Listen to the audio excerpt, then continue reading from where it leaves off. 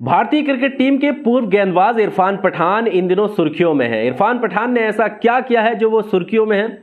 इरफान पठान को लेकर कुछ लोग ट्रोल्स भी कर रहे हैं, यहां तक कि कुछ कथित पत्रकार भी ट्रोलिंग का हिस्सा बने हुए हैं, जिसमें दीपक चौरसिया हैं। दीपक चौरसिया क्यों मैदान में उतरे, क्यों उन्हें इरफान पठान के उस ट्वीट से आपत्ति है, आपको विस्तार से बताएंगे। साथ ही साथ आपको यह भी बताएंगे कि बहुत सारे पत्रकार और बहुत सारे लोग जो है इरफान पठान के समर्थन में भी आए और उन पर गर्व महसूस किया और कहा कि आप वाकई निडर हैं जो इस तरह की बात आज कह रहे हैं। स्वागत है आपका AR न्यूज इंडिया पर, मैं हूं आपके साथ आकिल रजा। दोस्तों, इरफान पठान ने एक तस्वीर साझा की और वो तस्वीर है भारत के संविधान की प्रस्तावना, यानी इंडियन कॉन्स्टिट्यूशन की, द कॉन्स्टिट्यूशन ऑफ इंडिया। आप देखेंगे ये प्रेम्बल है जिसको हम प्रस्तावना बोलते हैं हिंदी में। उसको उन्होंने शेयर किया अपने ट्विटर हैंडल से और लिखा, always followed this and urge each citizens of our beautiful country to follow this, please read and reread. उन्होंने कहा कि हमेशा मैं फॉलो करता हूं और मैं उम्मीद करूंगा कि हर सिटीजन्स को, हर भारतीय को इस खूबसूरत कंट्री में इसे फॉलो करना चाहिए और पढ़ना चाहिए और दोबारा पढ़ना चाहिए।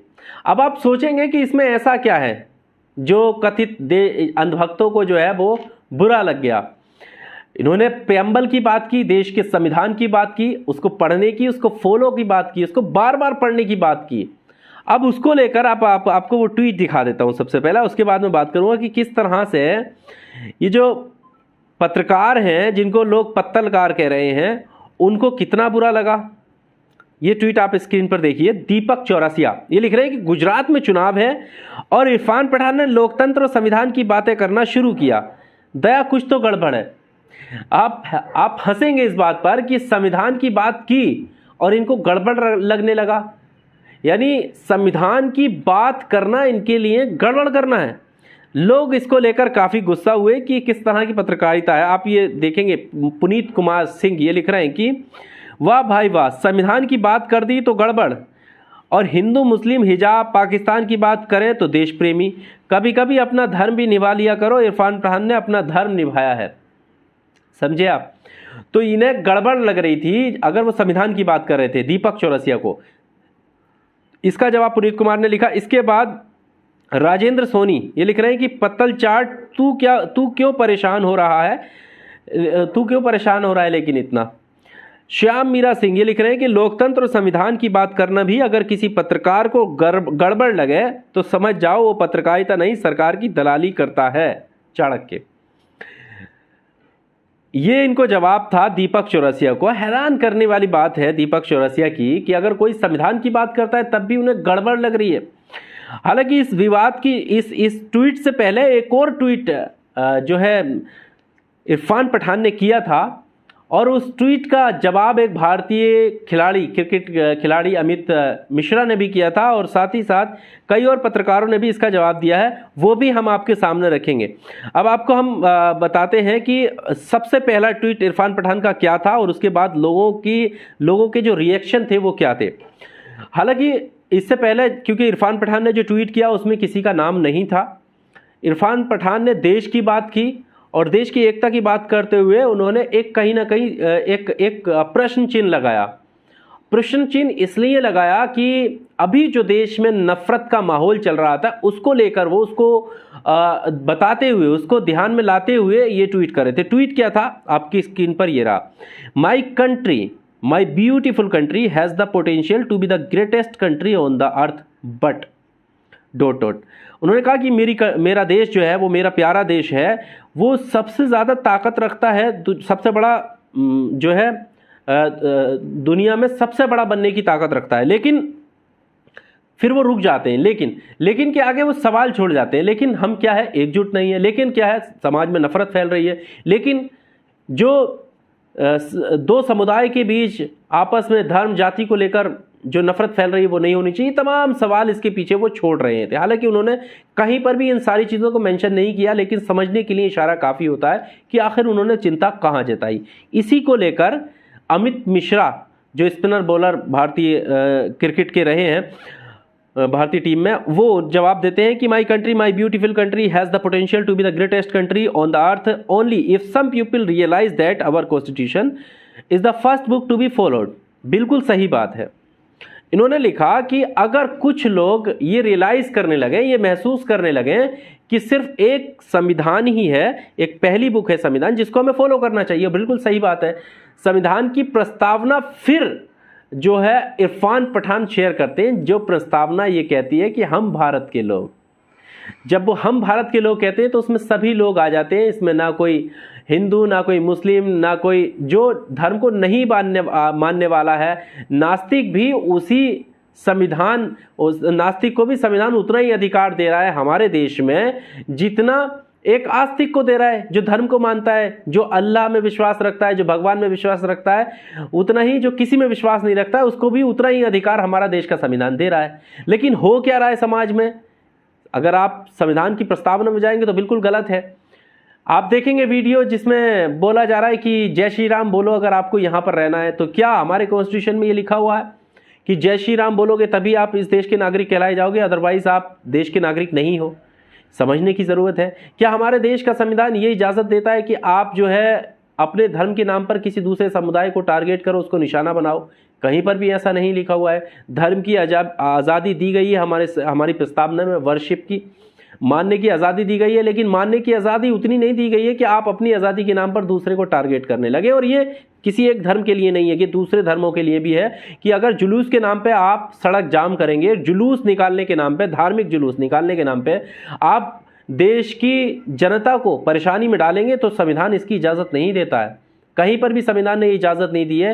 आप चाहे वो मुहर्रम का जुलूस हो, चाहे वो आप शोभा यात्राएं हो, सभी के लिए है ये चीज़ और सभी को संविधान फॉलो करना चाहिए। इसलिए फिर इरफान पठान ने ये ट्वीट किया कि always followed this and I urge each citizen of our beautiful country to follow this piece and read and read. पढ़ना चाहिए और दोबारा पढ़ना चाहिए। हम फॉलो करते हैं और हमें फॉलो करना चाहिए, हर सिटीजन्स को फॉलो करना चाहिए। और इस बात को लेकर पत्रकार को बुरा लग गया और उन्होंने कहा कि कुछ गड़बड़ है। इरफान पठान ने ट्वीट किया और वो भी संविधान को लेकर इतनी गलत बात उन्होंने कर दी कि संविधान की प्रस्तावना शेयर कर रहे हैं। इसको लेकर अभिसार शर्मा पत्रकार हैं, वो समर्थन में उतरे। उन्होंने कहा कि Irfan, we are all proud of you and you don't need to bother or respond to celeb trolls who have had a tainted past and have been in jail for their shameless act. वो कह रहे हैं कि इरफान, आप पर हमें गर्व है, सभी को आप पर गर्व है और आपको परेशान होने की ज़रूरत नहीं है और ना ही उन लोगों को जवाब देने की ज़रूरत है जो सेलेब ट्रोल्स हैं, जो कि अपने कामों की वजह से जेल में रह रहे हैं। इसके आगे हम आपको बताएंगे। आज हालांकि इसका जवाब भी इरफान पठान ने दिया है, वो भी हम आपके सामने रखेंगे। पहले जो अभिसार शर्मा का जो ट्वीट था, उस ट्वीट का जवाब भी इरफान पठान देते हुए नज़र आए थे और वो ट्वीट का जवाब किस अंदाज में दिया था ये आपकी स्क्रीन पर रहा। वो लिख रहे थे कि all I want is every one of us to be united to make our nation to reach to the ultimate greatness. फिर उन्होंने वही प्यारी सी बात की कि हम सभी को, हम में से एक एक को यूनाइटेड रहने की ज़रूरत है, एकजुट रहने की ज़रूरत है हमारे देश को महान बनाने के लिए। आप समझ रहे हैं, आप प्रखर महान बनाने के लिए एकजुट रहने की ज़रूरत है। ये फिर से उन्होंने जवाब दिया, लेकिन इस पर भी लोगों को दिक्कत हो जाएगी। क्यों दिक्कत हो जाएगी? क्योंकि नाम शायद इरफान पठान है। कह रहे ये बात कैसे कर सकता है ये। बहरहाल आगे हम साक्षी जोशी का एक ट्वीट हम आपके सामने रखेंगे। साक्षी जोशी ने इरफान पठान के समर्थन में क्या लिखा है कि huge respect Irfan Pathan, you are a hero, yes indeed everyone should read and read. उन्होंने कहा कि हम आपकी रेस्पेक्ट, इज्जत करते हैं और आप हमारे हीरो हैं और हर किसी को ये बात सही है कि संविधान को पढ़ते रहना चाहिए और बार बार पढ़ना चाहिए, तभी संविधान कहीं ना कहीं। हंसराज मीना ये लिख रहे हैं कि इरफान पठान ही नहीं, भारत के किसी भी मुस्लिम को, संघियों को देशभक्ति दिखाने का सर्टिफिकेट देने की आवश्यकता नहीं है। जय भीम, जय संविधान। हंसराज मीना लिख रहे हैं। हालांकि जब इस तरह की बात करते तो आप देखेंगे, अभी मैंने उन ट्वीट्स आपके वो ट्वीट्स आपके सामने नहीं रखे जो बेहद ही जहालत से भरे हुए, गंदगी भरी हुई ट्वीट है। आप देखेंगे कि वो अपने आप को देशभक्त बता रहे हैं, जो देश के नाम पर ही देश के लोगों को गालियां दे रहे हैं। यहाँ तक कि आप यहाँ पर इस वीडियो में कहना नहीं चाहिए। इरफान पठान के इस ट्वीट को लेकर आप जब नीचे जाएंगे तो देखेंगे कि उनकी फैमिली को भी टारगेट किया गया, उनकी वाइफ को भी टारगेट किया गया है।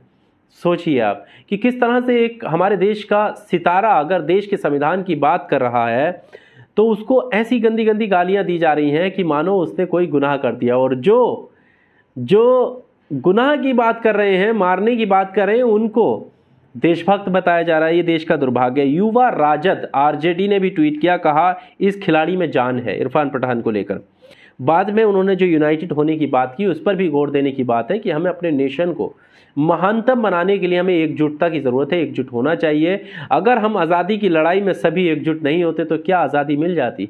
और आज़ादी की 75वीं वर्षगांठ हम मना रहे हैं, और उस 75वीं वर्षगांठ के मौके पर इस तरह का माहौल समाज में समुदायों को लेकर नफरत फैलाई जा रही है। और आप यकीन मानिए इसकी शुरुआत भारतीय गोदी मीडिया से हुई है, जो बड़े बड़े न्यूज़ एंकर हैं, टाई लगाकर बैठते हैं और हिंदू मुस्लिम के अलावा कोई टॉपिक उन्हें नहीं होता है। महंगाई, बेरोजगारी, कोई समस्या उनके लिए नहीं है। यहाँ तक कि देश में जिस तरह से महंगाई बढ़ रही है, गरीबी का स्तर बढ़ रहा है। और आपको कुछ आंकड़े भी साथ ही साथ बताता चलो इस वीडियो में। आंकड़े ये हैं कि देश की खुशहाली में, यानी ग्लोबल हैप्पी इंडेक्स में भारत निचले पायदानों पर है। ग्लोबल हंगर इंडेक्स में भारत निचले पायदानों पर, और किन से नीचे पिछड़ रहा है, 101वें स्थान पर है ग्लोबल हंगर इंडेक्स में। क्यों है? सवाल ये पैदा होता है कि नहीं होना चाहिए, जबकि अडानी अभी हाल ही में दावा करते हुए नजर आए कि देश से भुखमरी और गरीबी खत्म हो जाएगी, लेकिन ग्लोबल हंगर इंडेक्स के आंकड़े कुछ और ही बता रहे हैं। ये बड़ा सवाल है, और इस पर कहीं पर भी आपको डिबेट या बात करते हुए नज़र नहीं आएंगे गोदी मीडिया। इनको आसान सा टॉपिक है, कई लोग बैठा लेते हैं और इधर उधर की बात करना शुरू कर देते हैं, आपस में लड़ाने की बात शुरू करते हैं, और वो समाज में गलत मैसेज जाता है। आपको क्या लगता है इरफान पठान के उस ट्वीट को लेकर? आपको क्या लगता है, क्या उनको बोलना चाहिए? क्योंकि कई लोगों ने ऐसा सुझाव भी उन्हें दिया कि इरफान पठान अपने खेल पर ध्यान दें।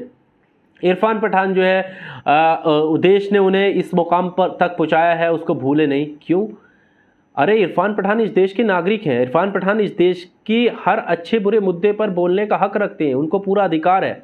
इरफान पठान को अगर कोई समस्या लगती है तो उसकी आलोचना वो कर सकते हैं। खिलाड़ी होना अलग चीज़ है, वो उनका प्रोफेशन है, लेकिन क्या वो एक नागरिक होने के नाते देश के मुद्दे पर खड़े नहीं हो सकते? आपको क्या लगता है? आप भी अपनी राय कमेंट बॉक्स में जाकर ज़रूर दीजिएगा। वीडियो को लाइक कीजिए, शेयर कीजिए, और चैनल पर अगर आप पहली बार आए हैं तो चैनल को सब्सक्राइब ज़रूर कीजिएगा। और हमें ट्विटर पर फॉलो करने के लिए हमारे ट्विटर हैंडल पर जाइए, जो आपको डिस्क्रिप्शन में उसका लिंक मिल जाएगा, फॉलो कीजिए। वहाँ पर आप हमसे कोई भी सवाल किसी भी तरीके के मुद्दे को लेकर पूछ सकते हैं। बहुत शुक्रिया।